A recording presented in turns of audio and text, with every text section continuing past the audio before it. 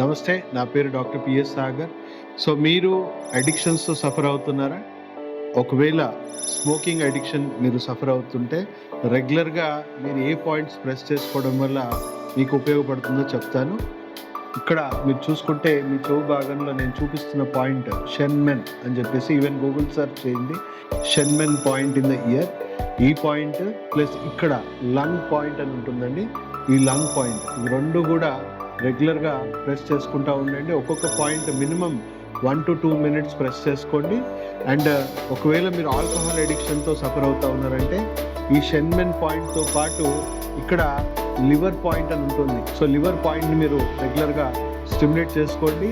So ఈ points మీరు at least 1 to 3 minutes రెగ్యులర్గా సెల్ఫ్ స్టిమ్యులేషన్ చేసుకోండి, లేదా మీ వాళ్ళతో హెల్ప్ చేసుకోండి.